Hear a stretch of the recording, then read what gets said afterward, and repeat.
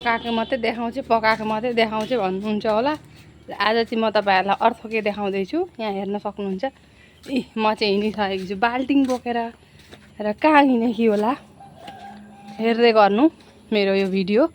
भर्खर आएकी कीर्तनबाट, आज सोमबार, हामीहरूको यहाँ सोमबार कीर्तन हुन्छ नि त। र भर्खर आएकी र अब चाहिँ म यहाँ आइरहेछु यी गौ सेवा गर्न। यहाँ हेर्नु सक्नुहुन्छ यी।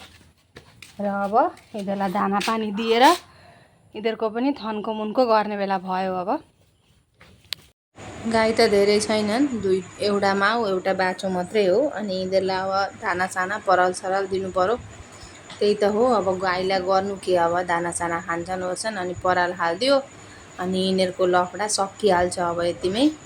अनि अब भोलि बिहान एकैचोटि गोबर सोबर फ्याँक्न आउँदा भइहाल्छ। रातभरि बसिहाल्छन् ढुक्कले। अनि त्यहाँबाट धेरै हुँदाखेरि पो धेरै टाइम लाग्छ भन्नु होइन, एउटालाई त धेर बेर लाग्दैन। अनि यसो त्यहाँ गरेर दियो। हाम्रो चाहिँ दाना साना पकाउने सिस्टम छैन। अब त्यत्तिकै पानीहरू मात्रै दिन्छौँ, चापडहरू यस्तै हालेर पोलिस पानी दिन्छौँ। यो दाना पकाउने चाहिँ हाम्रो सिस्टम छैन। पकायो भने हामीहरूको गाईले खाँदैन। अब पहिलेबाटै नदिँदा त्यस्तै खालको बानी छ अब गाईको, चिसै पानी खान्छ। र अनि अब यिनीहरूले पानी पनि यसले खाइसक्यो। अनिखेर म यो पराल पनि अब हालिदिनु पर्यो। अलिकति पराल पनि धेरै हालिदिनु पर्दैन। अब दिनभरि खाइराखेको हुन्छ नि त, बाहिर निकाल्दैनौँ हामी गाईलाई, ग्वालीमै राख्छौँ। र त्यसैका लागि धेरै हाल्नु पर्दैन। अब अलिअलि हालिदिँदा भइहाल्छ। अनि बाछो पनि अब भर्खर अचलभरि खान थालेको छ पराल। अनि सानै हो बाछो त, भर्खर 2 महिनाको पनि भएको छैन। अनि त्यसैको लागि अब धेरै त खाँदैन उसले पनि। अनि अलिअलि हालिदियो, दिनभरि खाइ नै राखेका हुन्छन् नि त, पानी भनौँ के भनौँ खाइ नै राखेका हुन्छन्। त्यसैको लागि त्यो ग्वालीको काम पनि सकेँ। अब एज इट इज आफ्नो ड्युटी किचन होइन। अब किचनतिर जानै पर्यो, बेलुकाको गर्ने बेला भइसक्यो।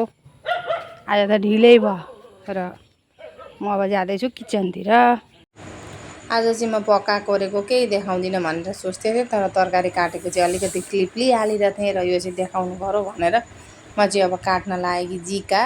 अब यो जिका पनि काट्न बहुत टाइम लाग्छ नि त, थोरै काट्नु पर्दैन, भरे लास्टमा गएर यति हुन्छ तरकारी।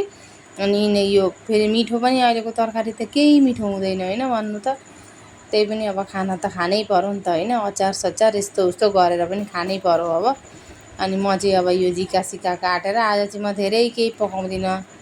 जिका पकाउँछु, भात पकाउँछु, एउटा अचार बनाउँछु भन्दैछु। अब ढिलो पनि भइसक्यो र आजलाई यति नै। बाई बाई, फेरि भेटौँला।